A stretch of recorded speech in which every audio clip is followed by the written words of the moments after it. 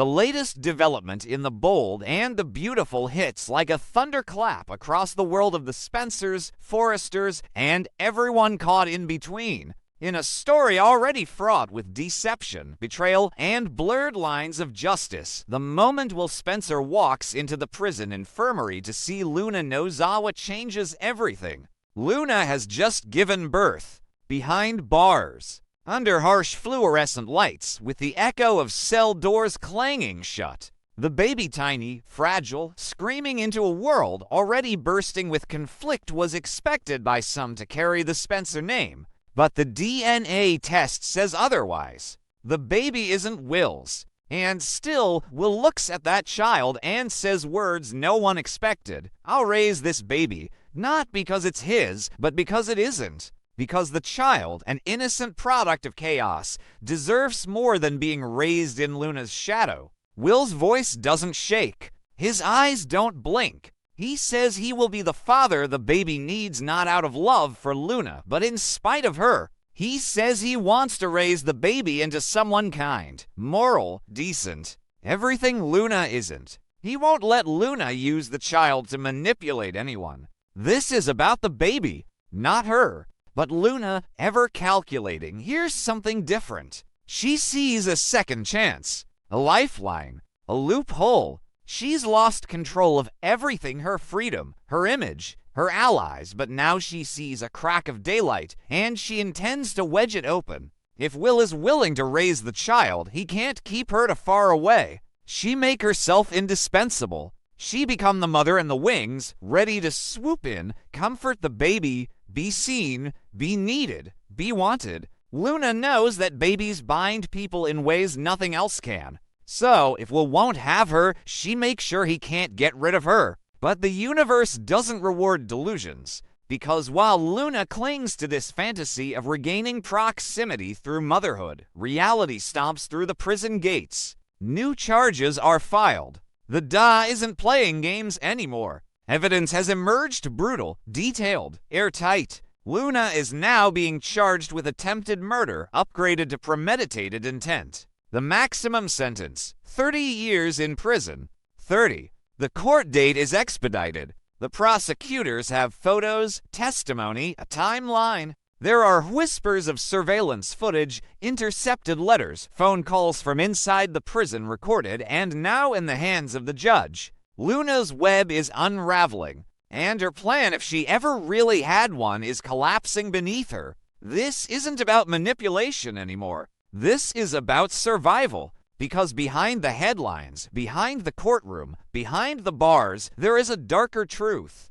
Luna has not fared well in prison. She's been assaulted, repeatedly. The bruises she once faked for sympathy have now become real. Her body tells the story, even if her lips don't. Inmates have targeted her, some for revenge, some for power, some because Luna underestimated what a woman like her becomes in a place like that. Pretty, arrogant, unrepentant. A target. Her plea of "don't hit me in the stomach" used to be a script. Now it's a desperate truth. And it wasn't always heated. She has broken ribs, hair torn from the scalp, blood in her urine. Guards have turned blind eyes. The medical records are under lock, but rumors fly fast in the system. Inmates talk. The gossip crosses the barbed wire. Luna is being systematically punished, not just by law, but by those who live outside it. The same cunning that once made her feared has made her hated. So while she stares at the baby's photo taped to her cell wall smuggled in by a guard she once manipulated, she bleeds silently.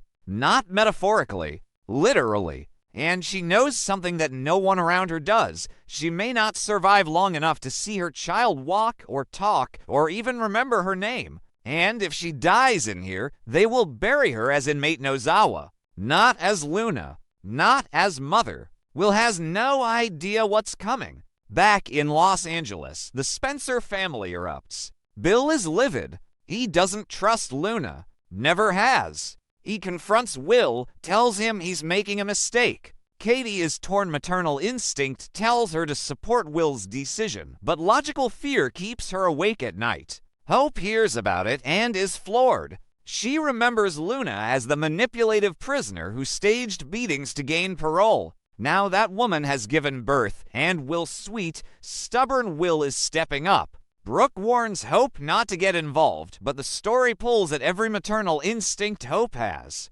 Meanwhile, Steffi Forrester watches all of it from the sidelines until she can't anymore. She knows what Luna is capable of. She's been one of Luna's targets. And now she fears that even from behind bars, Luna will reach out through that baby and twist the lives of everyone she touches. Steffi argues fiercely with Finn that baby cannot become a Trojan horse. She warns Will, warns Bill, warns anyone who will listen. Luna doesn't just survive, she adapts. And the moment she's released, even to house arrest, she be back. And Steffi refuses to let that happen. But Will, in a moment of quiet defiance, tells them all she's not getting out. I'm not doing this for her. I'm doing it for the child. And yet deep down, Will isn't as certain as he sounds. He's haunted. He thinks about the baby constantly. Wakes up at night in cold sweats, wondering what kind of legacy he's chosen to carry.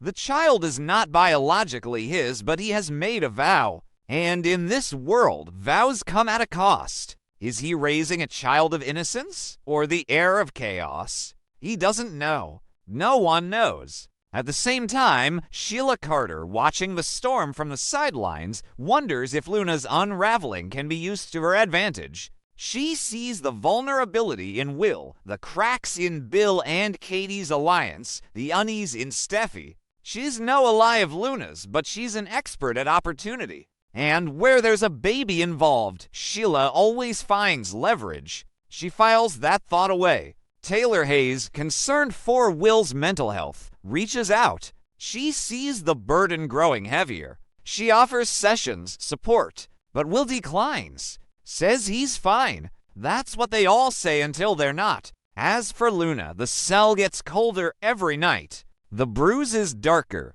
the guards rougher, the hours longer. She stares at the photo, closes her eyes, counts days, thinks, will I live long enough to see him turn 5, 10? Will he know my face? My voice? Will he hate me? Will he even know who I am? Her lawyer visits. Says they're pushing for 30 years, no parole. Luna doesn't cry. She doesn't plead. She says one thing. If I die here, make sure they tell him I didn't forget him. But intentions don't erase consequences. And as we head into the coming weeks, everything begins to tighten. Steffi prepares for a custody war. Katie considers legal intervention. Bill meets with a judge. Hope struggles with her loyalty to Will and her disdain for Luna. Brooke warns everyone, don't get soft. Sheila watches. Taylor waits. And Will tries to hold the baby in his arms and believe that he's enough.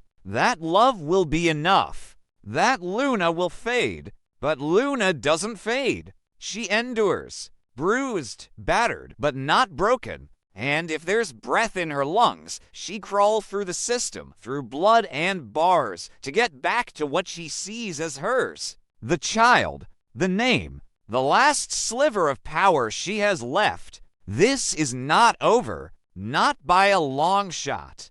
From the moment we enter into this new chapter of the Forrester-Spencer saga, everything is charged. Loyalties shifting, secrets looming, ambition and fear intermingling. At the center of it all sits two electric characters, Deacon Sharp and Steffi Forrester. Deacon, once the bad boy schemer of Los Angeles, now trying to carve a new place for himself, and Steffi strong, savvy, yet terrified of what may be coming. Their worlds collide, and the tremors of that collision ripple out to every player around them. Deacon's fresh start. On Wednesday, October 22nd, Deacon is set for his first day at the design house of Forrester Creations, working on the Hope for the Future line. This job is a dream for him, a chance to rebrand his life, to turn from past missteps into something new. But as he stands at that threshold, he confronts the first sign that his redemption won't be easy. His own son, Deke Sharp, asks bolder questions. Why is his name not to be mentioned at all at work?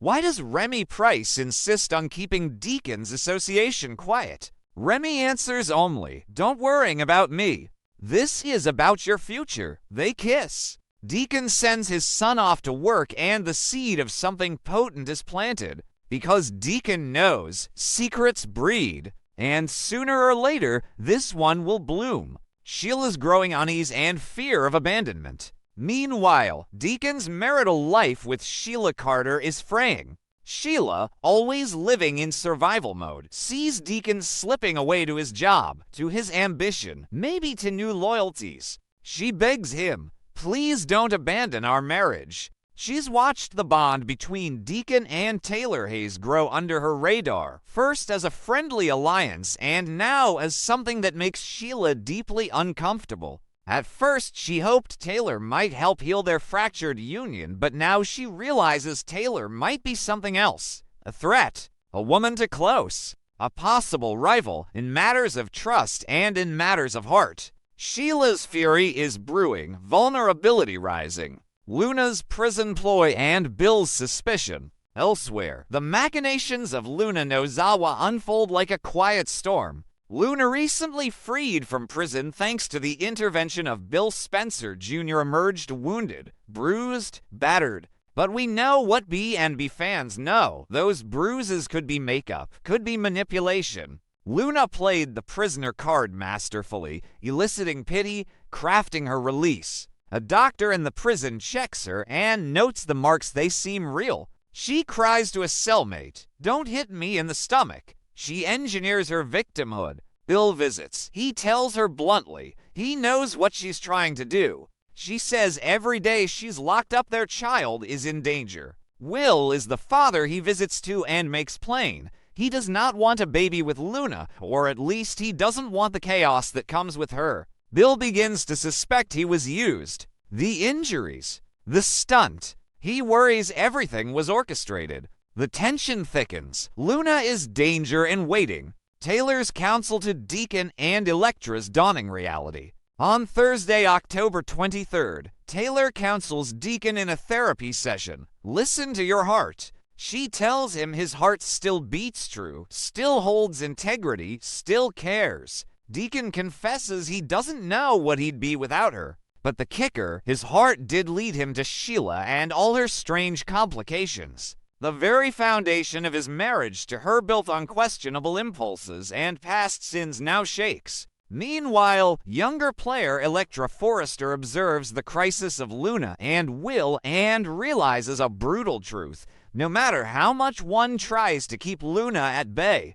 the child she carries with Will secures her place in this world. That unborn baby becomes leverage, becomes threat. Elektra realizes the fight will be long, dirty, drawn out, and that if she loves Will, she will have to decide just how far she is willing to go. Friday's confessions and confrontations. On Friday, October 24th, the week crescendos. Liam Spencer meets with Katie Logan inside the newly renovated Spencer Publications studio. He admits what Katie has pressed him to admit, that yes, he wants a life with Hope Logan and their daughter Beth. Meanwhile, Deacon and Brooke Logan step into the same scene talking to Hope Deacon, urging his daughter, "Don't let Liam get away again." Hope responds with uncertainty. She doesn't know where she and Liam stand. In an interview outside the show, actor Scott Clifton confirmed, yes, Hope and Liam are on a path toward reconciliation.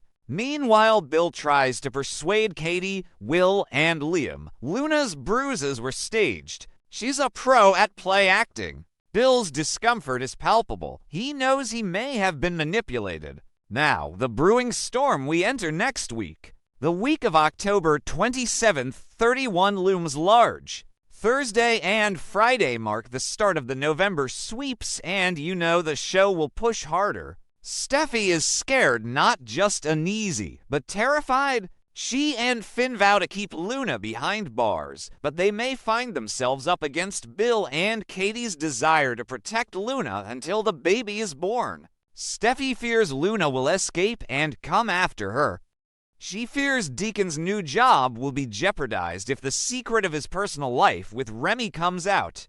She fears that the two biggest men in her world, Finn and Deacon, are connected to villains, one more openly than the other. Deacon may reel when he discovers what Remy did with Elektra. The irony mounts, Deacon entwined with a villain, Sheila, and his son Deke entwined with another Remy, and the two villains are friends. Katie may decide Bill, and she must protect Luna until the baby is born, which could mean house arrest instead of prison. Liam and Hope might finally begin a date. The bond between Deacon and Taylor deepens. Sheila fumes. Yet the official Thanksgiving spoilers insist Deacon and Sheila will break bread together, so is this a bluff?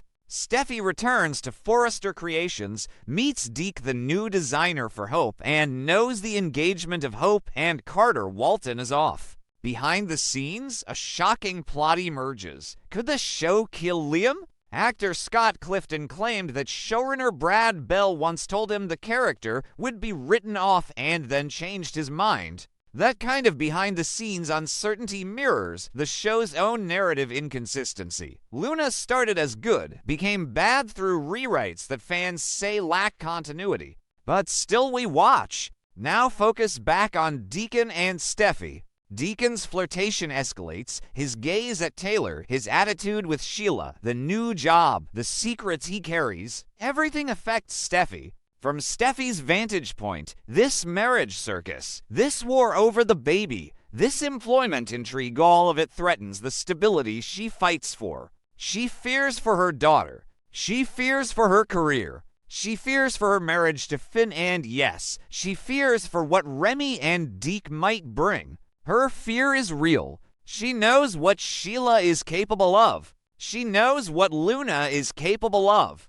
She recognizes that Deacon's best-laid plans can blow up, and she knows deep down that she might be in the crosshairs. The dramatic tension, redemption or ruin. For Deacon, the job at Forrester Creations is more than a job, it is an identity shift. But identity is fragile. His marriage is unstable, his secret's heavy. Sheila's jealousy threatens to snap. Deck's position is precarious. For Steffi, the path forward demands both toughness and vulnerability. She must navigate tricky family alliances, workplace power plays, romantic entanglements, and deadly threats. Her fear is not irrational, it is strategic. What to watch for? Will Deacon truly open up to Taylor and leave Sheila behind? Will Sheila retaliate or reassert her dominance? Will Deck's relationship with Remy implode at the office and spill into personal life? Will Steffi's fears about Luna's reach become reality? Will Bill uncover irrefutable proof that Luna manufactured her injuries and then move against her? Will Katie and Bill's decision to protect Luna until birth backfire? Will Steffi continue to support Deacon, Taylor, or draw a line? And what about the baby drama? Will Luna use the unborn child as her leverage, and can anyone stop her? In sum, this isn't just another soap arc. It's a collision of ambition and fear, of second chances and past regrets. Deacon's attempt at renaissance might lift him or destroy him. Steffi's fight to maintain control might succeed or crumble. The show moves into a period of high-stakes maneuvering, emotional volatility, and plot that doesn't promise a soft landing. If Deacon and Steffi were ever on parallel paths, now those paths converge with explosive potential.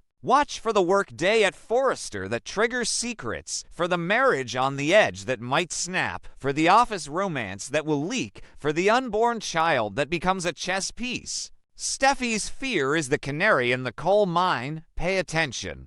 Deacon's ambition is the spark. Together they form the fuse. The weeks ahead will test alliances, loyalties, careers, marriages, and identities. In the world of B&B, the only guarantee is that nothing stays stable for long. Deacon Sharp may think he's stepping into gravitas. Steffi Forrester may think she's securing her domain. But both are about to learn. In Los Angeles, and especially within the walls of Forrester and Spencer, ghosts of past sins and the shadows of new plots are always ready.